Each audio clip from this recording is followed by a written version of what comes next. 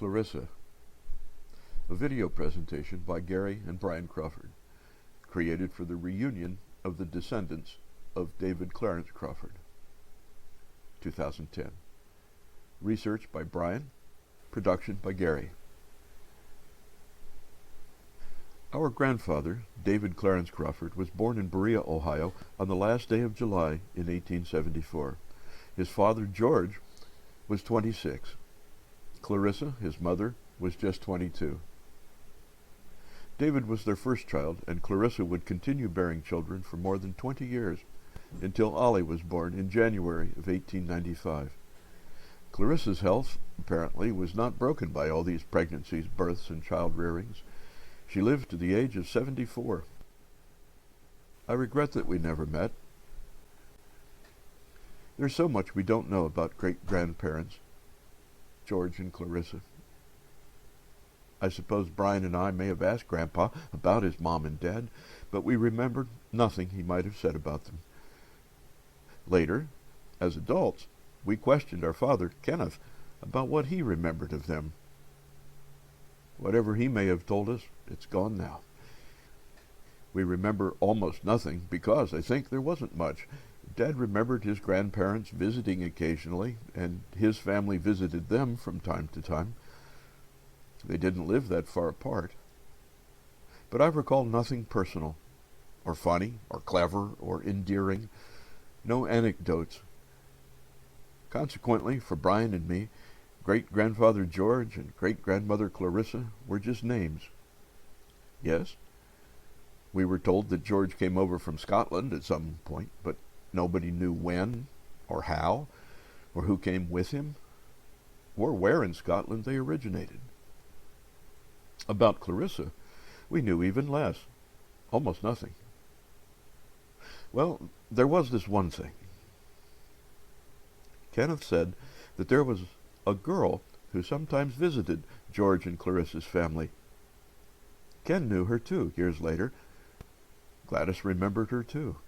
She was known as Aunt Dell, for she was related somehow. Dell was just a bit older than Grandpa David, but not much, and so he and the other kids enjoyed her visit. Then Ken dropped the bombshell. The family rumor was that Dell was Clarissa's illegitimate daughter. She was Grandpa's half-sister. What? Really?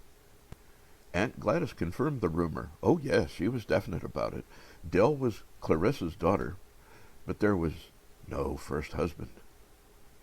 Who was Dell's father? No one knew. All Ken remembered was that Dell was raised by someone named Dote Kenny. Ever since, we've been most interested in our great-grandmother. What had happened back then? Both Ken and Gladys said that Clarissa was from a good family, the Hoadleys, but she had to marry beneath her. Had she been disowned by her parents? They hinted that the poor immigrant George Crawford had seized an opportunity to marry above his social status by offering to make an honest woman of poor Clarissa, and she, with few good options, took him up on the offer. It was a great story, but was any of it true? More to the point, could we ever know anything more than these family legends? Was it possible, this many years later, to discover anything at all? Brian set out to try. Here is what we have pieced together. Was Clarissa really from a wealthy or high-born family? Who were these Hoadleys anyway? Were they really a distinguished family? The answer, we have learned, is yes. Brian has been able to trace the Hoadley family back to England, where they are mentioned as early as the year 1280. That's about when Marco Polo was visiting with the Emperor of China. The Hoadley name came to the New World some 400 years later, when William Hoadley arrived in the 1660s and settled in Saybrook, Connecticut, where he was active in the church and civic affairs. Because of decisions made by his descendants, William the settler was to become our great-great-great-great-great-great-great-grandfather. He never knew about that, of course, but I'm sure he would be very pleased. And here's how that happened.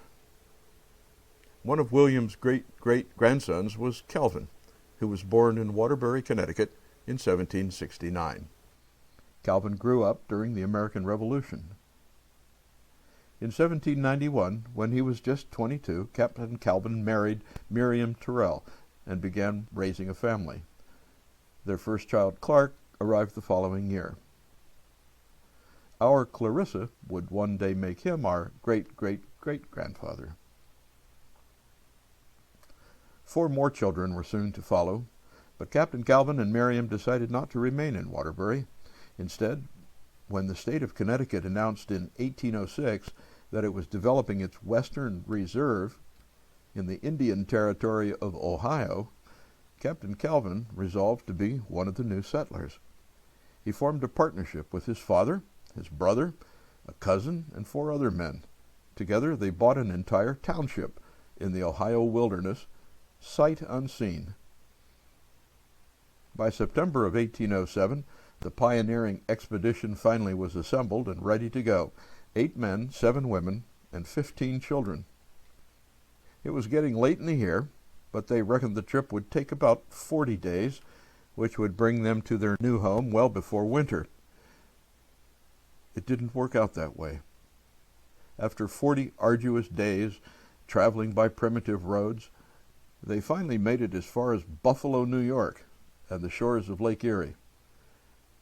They were just 200 miles from their destination, only 3.5 hours by the I-90. Unfortunately, there was no interstate. The roads ended there, just at the eastern end of Lake Erie. One group decided to continue by horseback and wagon, cutting their way through swamps and thick forest. Off they went, with Lemuel Hoadley building bridges over every creek. Captain Calvin chose to go by water. He bought a small boat called Walks on the Water and set out into Lake Erie, hugging the shore. It was now November, however, and strong winds forced them back many miles until they were driven ashore. A whole week was spent on a lonely beach before they could set out again. They had nearly reached Erie, Pennsylvania, about halfway, when another winter storm drove them across Lake Erie to Canada. There they camped for 2 more weeks until the wind allowed them to try once more. By now it was midwinter, and a crossing of the lake was extremely dangerous. For a while luck was with them, and they made it to within sight of Cleveland, then a tiny 7-cabin settlement. Suddenly another storm struck and drove them more than 100 miles eastward, all the way back to Erie, where they were again driven ashore. Thoroughly discouraged, some of the party gave up on the water route and began trudging on foot toward Cleveland, 100 miles to the west. Captain Hoadley and the remainder waited until the weather cleared, then made one more attempt. They finally reached Cleveland, then just 7 cabins, in January of 1808, in the midst of a bitter winter. They were delighted to meet some of their friends who had come by wagon, and a relief expedition immediately set off with a team of oxen toward Erie to assist those who had left the boat there. Happily, they met up and no one was lost. Mrs. Bronson had carried her 1-year-old boy 50 miles in her arms. It was a difficult beginning. Reunited again in Cleveland, they began cutting a road 24 miles through the wilderness, working southwest toward their township. There they founded the settlement of Columbia, Ohio, now known as Columbia Station, on the Rocky River. Fortunately, it was a beautiful location. The soil was fertile, and Rocky River provided a source of power. The Hoadley family had been in a variety of businesses in Connecticut, including milling, and when Captain Calvin learned that there was high-quality sandstone in the area, he saw an opportunity. The grindstones he asked to be made proved excellent, and he set about building a grist mill. A grist mill uses grindstones to grind wheat and corn into flour. He dammed the river, and by the summer of 1809, he had in operation the first mill west of the Cuyahoga River. Other mills in better locations followed. Since the main business of the area was farming, Hoadley's mills were known far and wide. Calvin was active in other areas as well. He built 3 churches, and in 1810 was appointed captain of the militia. He built a blockhouse to defend Columbia during the War of 1812. It wasn't just the Hoadley men who were remarkable either. Brother Lemuel's daughters, Maria and Eunice, grew tired of living in the dilapidated shack he had built upon arrival 13 years earlier. While their father was away on a trip, they took it upon themselves to build a new log cabin. They were 18 and 16 at the time. Calvin's third cousin, George, was mayor of Cleveland from 1846 to 1847, and George's son, George Jr., was Yale law professor, jurist, writer, and later governor of Ohio. Captain Calvin Hoadley's oldest son, Clark, 15 at the time of the trip from Connecticut, also was made a captain during the War of 1812. He was later a teacher, farmer, builder, and miller. Clark died in 1864 when he was kicked by a colt he was trying to break, at the age of 72. Clark and his wife Sarah had 7 children. Clark named his first son Calvin after his father. In 1844, Clark and his family moved west to a small Wisconsin town called Bristol. During these years, Calvin studied medicine and became a doctor. In 1848, when he was 32, he married Sarah Olive Thornton, then 24. Dr. Calvin practiced in more than a dozen small towns in Ohio, Wisconsin, and Illinois. Their first child, Henry, was born a year later, followed 2 years later by Julia Ophelia. The following year, 1852, when they were in Rockport, Ohio, a second daughter was born. They gave her the lovely name of Clarissa Roselia. In 20 years, she would become our great-grandmother. We should mention at this point that just 4 years earlier in Scotland, another baby had been born. His name was George Crawford. But about George and his family, we shall learn later.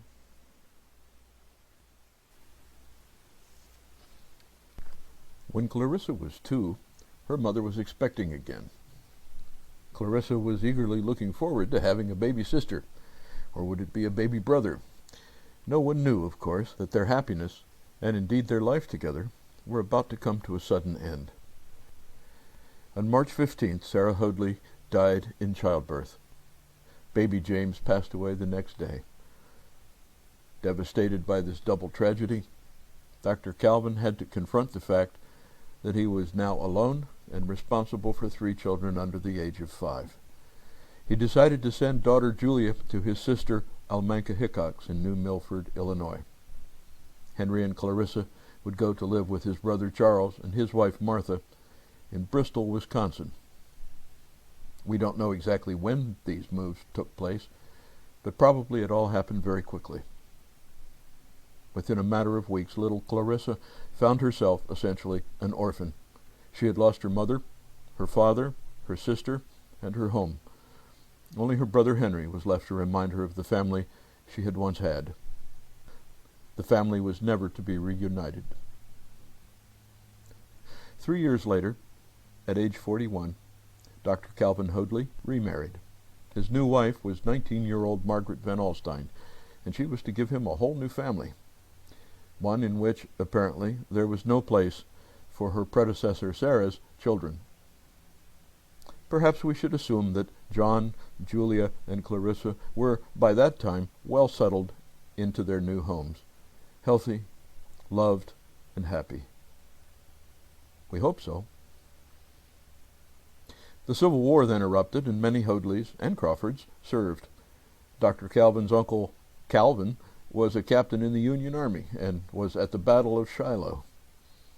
His enlistment expired that morning, however, and he was discharged just as the battle started. He climbed to a hill to view the battle, and there was killed by a cannonball, his discharge papers still in his pocket.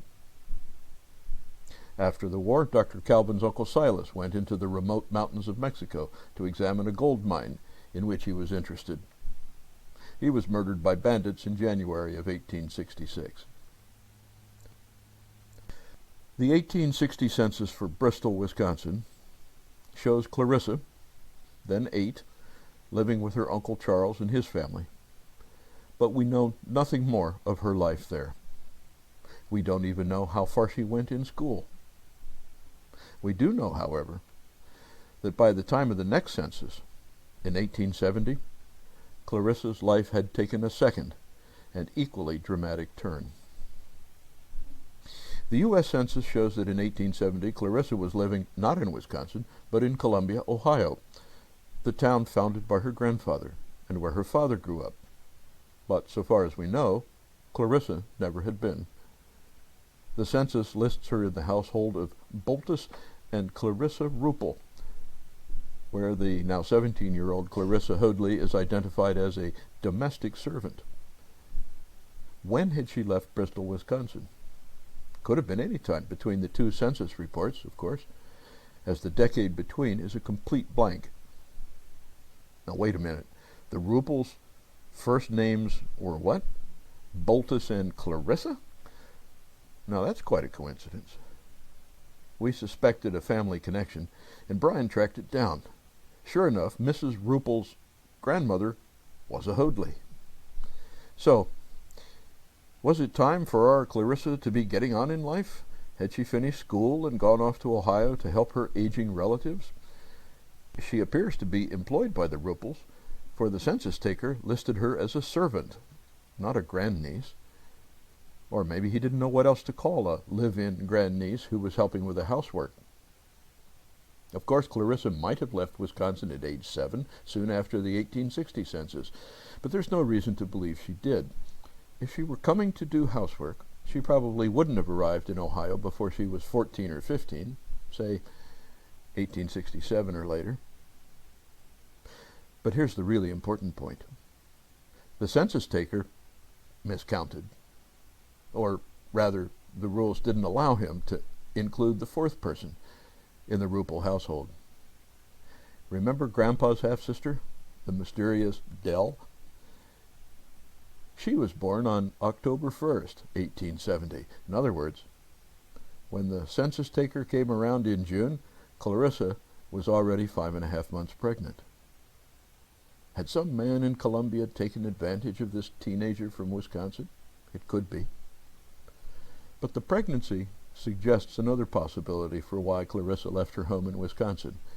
If she got pregnant there, then when her pregnancy became known, the family may have decided to pack her off to Great Aunt Clarissa's in Columbia to avoid disgracing Uncle Charles and his family. That happened to lots of other girls who got in a family way in those days. Did it happen that way for Clarissa?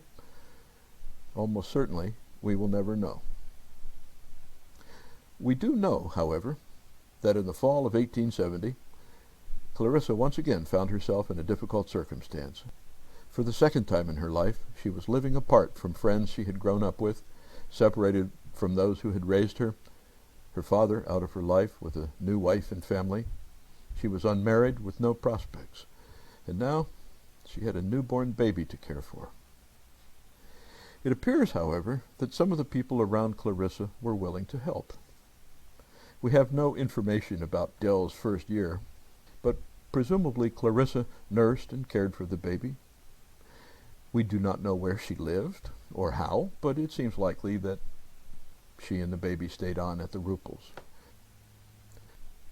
At this point, Brian noticed the family listed in the census on the line above the Ruppels, presumably their next-door neighbors. Their name is Kinney. 3 people are listed in the Kinney household: Theodore, his wife Susan, and his mother Christiana. The Kinney name rang a bell. Remember Ken's note? Dell was raised by Dote Kinney. Had we found the people who had raised Dell? Quickly, Brian looked for the Kinneys in the 1880 census. Theodore's mother no longer appears, but Theodore and his wife Susan are there. And bingo, there she is. Ted and Susan now have an adopted daughter, and her name is Della. We noticed that Susan Kinney was quite a bit older than Theodore. Was this a childless couple who befriended our Clarissa and offered to provide a home to her child? We hope so. But now, we're going to leave Clarissa for a while. We imagine her with the baby Dell at her breast, rocking before a warm fire on October 29th, 1870. Baby Dell is almost 1 month old already.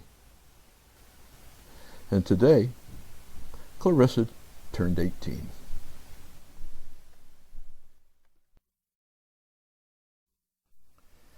Less than 8 miles from where Clarissa was then sitting with baby Dell, there lived a young man of 22, a Scottish immigrant named George Crawford. He was to be our great-grandfather. But who was George? What did he do? Where had his family come from? Scotland, of course, but where exactly? What sort of folks were they? How many of his family came over to America, and when? Why did they settle in Middleburg, Ohio? And how did George come to marry our Clarissa? Brian dove into the internet, determined to find our Scottish roots. He found them, and here he is to tell us all about it. From my father's records, I knew his grandfather George had been born in Scotland in 1848, and that his parents were John Crawford and Margaret Farley. There was no record of when they emigrated, when they married, or where they were born. I dug into the internet to see what I could find. I first found them in the 1860 U.S. Census for Middleburg, Ohio. There they were: John Crawford, 56, quarryman, married to Margaret, 50. With them are their children, John Jr., 26, also a quarryman, Agnes, 18, and our George, 11. All are listed as born in Scotland, so they must have immigrated after George was born in 1848 and before the 1860 census. A search of immigration records for those years turned up a passenger list for the ship Empire that arrived at Castle Garden, New York on July 17, 1857, from Liverpool. Castle Garden was the New York immigration station before Ellis Island, located in the Battery in Manhattan. The manifest listed more than 500 immigrants, neatly inscribed with their ages, occupations, and original homes. Scanning down page after page, I saw that the clerk must have become tired of the tedious interviews and recording, for his handwriting became sloppy and the entries full of casual dittos. After filling 10 pages, he was nearly finished with the poorest passengers, crammed into the cheapest spaces on the lower deck.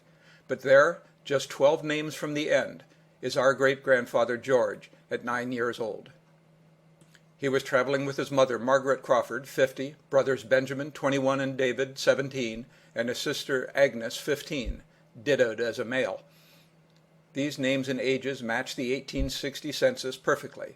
All give their point of origin as Scotland. 1 week earlier, a John Crawford of the correct age, 23, for the eldest son, had arrived on the Cromwell from Liverpool, but I was unable to locate any record for the arrival of John Sr. So now we know when they arrived, but not where they came from. But knowing the approximate birth dates for John and Margaret, I went to the Scottish government records and found them 6 years earlier in the 1851 Scottish census.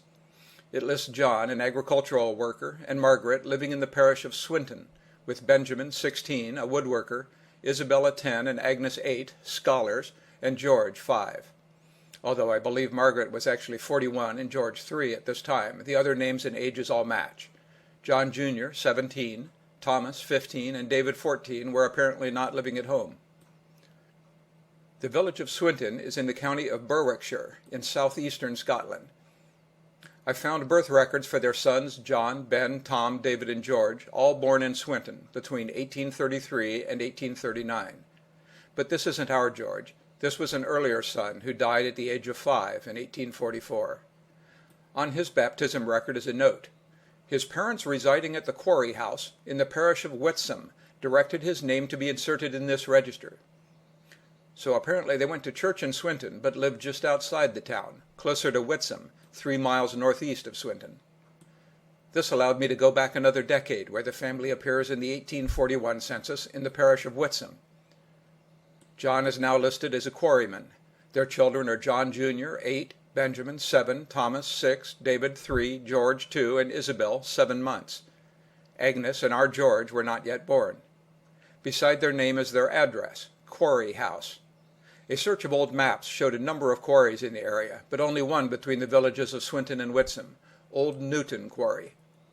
I contacted the company that runs the quarry today, and they sent me a picture of a crew at the quarry. They confirmed that there used to be a house there named Quarry House. It was demolished in the early 20th century, but one corner still remains. Knowing their parish, I could then look through the parish records for Swinton. I found this note for November 11th, 1830. Thursday, November 11th, 1830.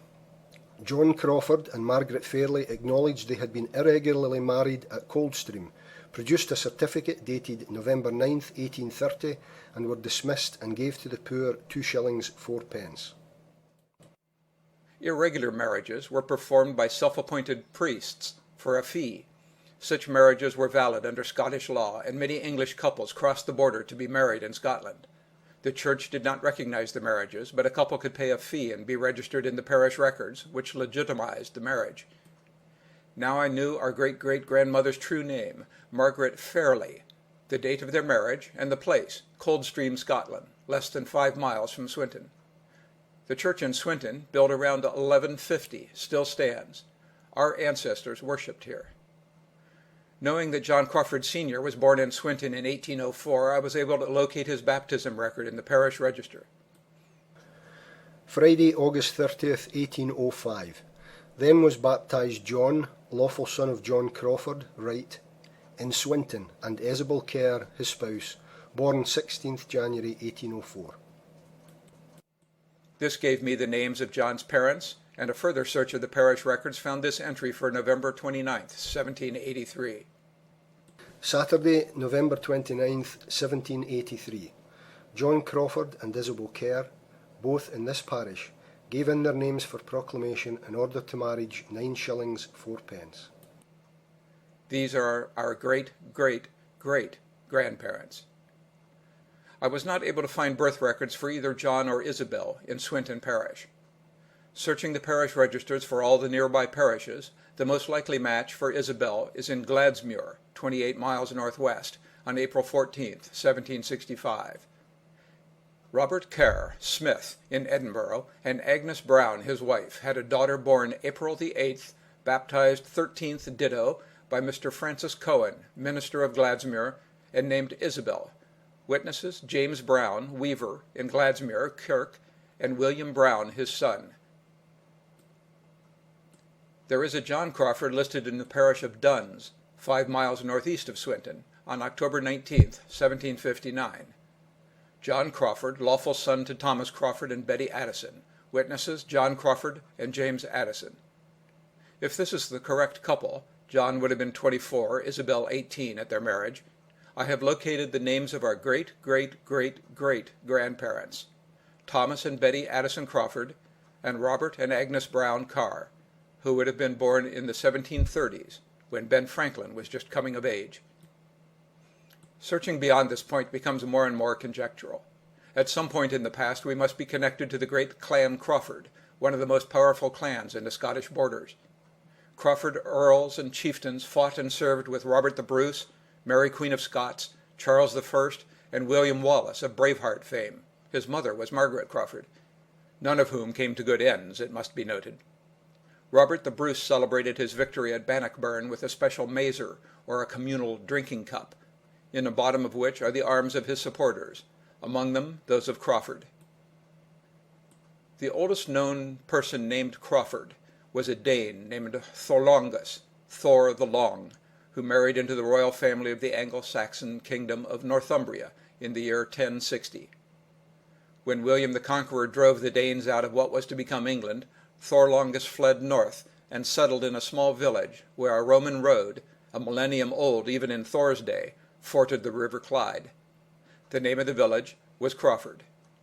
The name may be Anglo-Saxon for the Ford of the Crows, or it could be a much more ancient Celtic name, Cra Furth, Bloody Road, perhaps commemorating an ancient battle. Thor's grandson, Galfrida Swainson, the first Earl of Crawford, built a fortress home there around 1100, Castle Crawford, that still stands today in ruins. Over the centuries, Crawford became a common Scottish surname.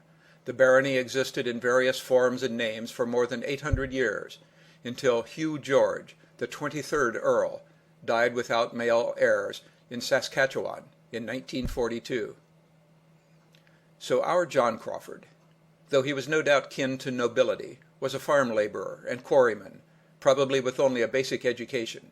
Nearly all Scots were literate, and little money, much as the family legend had stated. But he was not without resources or courage. When the Irish potato famine drove millions of Irish peasants from their homes, Scotland too fell into an economic depression. Farms fell deserted and the villages shrank. More than 1.5 million Scots left the country. Times must have been hard for the Crawfords. John saw an advertisement for a line of fine ships called Tapscott's American Packets out of Liverpool in England. They were clean, new ships of the largest class, with all the modern improvement for the comfort of passengers, commanded by men of experience. What conversations went on in that house in Swinton? Did one want to go and the other to stay? Once someone migrated, they would never see their villages and their families again. However it came about, in 1857 the Crawfords made a momentous decision. They would join the flood of immigrants to America. Packing up the family and making their farewells to people and places they knew they would never see again, they left Swinton, probably by stagecoach, and traveled 200 miles to Liverpool. When they alighted at last, they found the ship Empire to be alarmingly at variance with the advertising. There were twice as many passengers as they'd been told, on a ship half the size of the beauty promised in the ads. They were packed into the lower deck with hundreds of other immigrants. The Atlantic crossing typically took from 3 to 4 weeks, and the swarming lower deck must have been stifling in the summer heat and calms. What storms and dangers they faced, what pleasures and entertainments they had, we will never know. On July 17, 1857, they finally sailed into New York Harbor and caught their first sight of the land that would become their home. There was no welcoming Statue of Liberty then, but there were certainly huddled masses. They landed at Castle Garden Immigration Station on the Battery at the tip of Manhattan, the predecessor of Ellis Island. Most likely they then took a boat up the Hudson River to Albany, where they took passage on a barge on the Erie Canal. The fare was a penny a mile per person, a halfpenny more for food.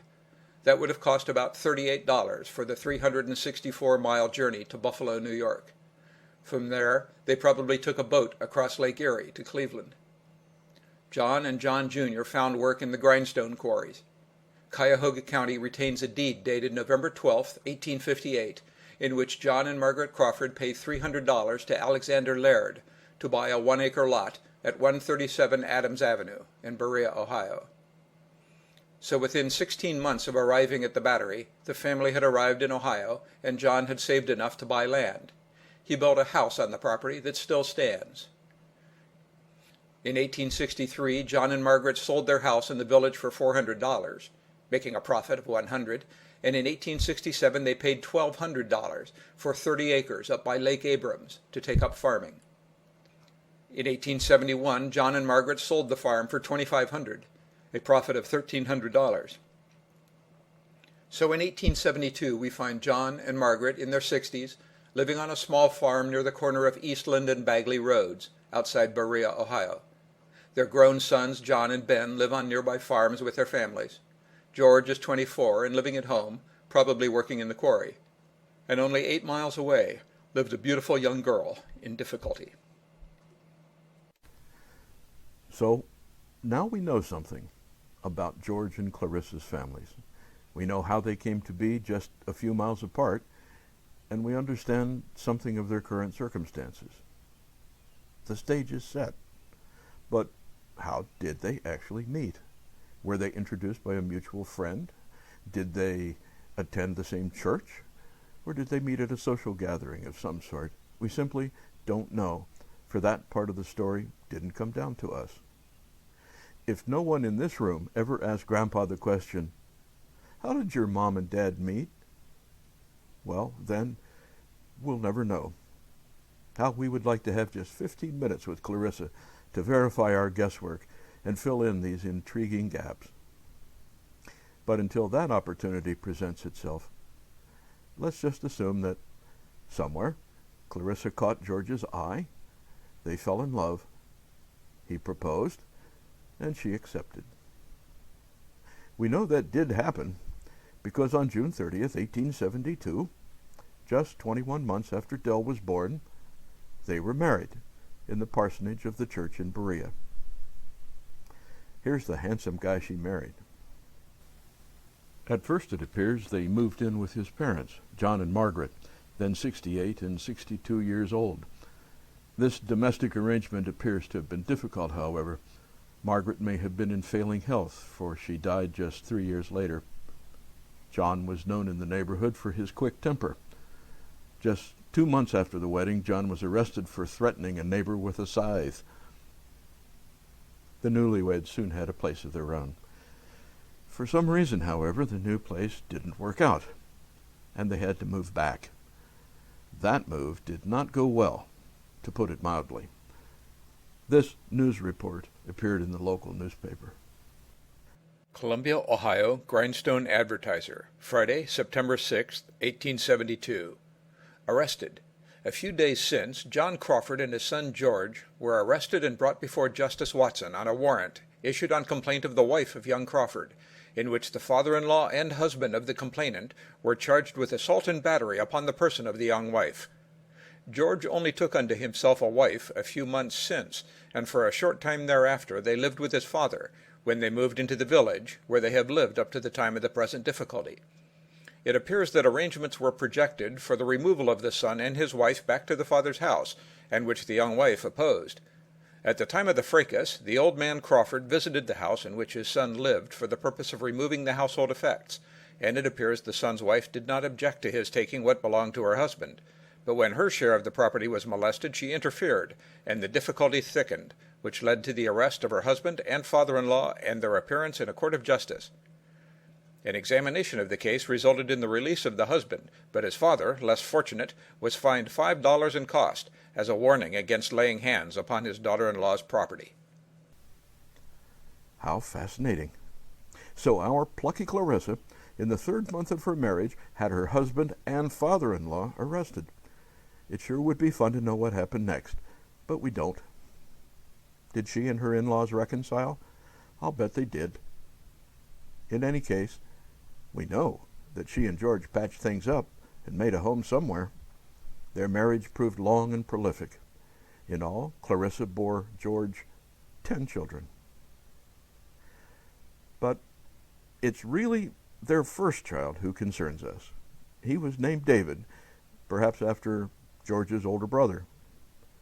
David became our grandpa, and the rest is history. Throughout this presentation, we have showed Clarissa as an older woman in her 60s or 70s. Or we have used period pictures of other girls and women to stand in for her, because we have no photos of her as a child. None. There is one photo of her as a young woman, though. Just one. So here, finally, is the star of our show, Clarissa.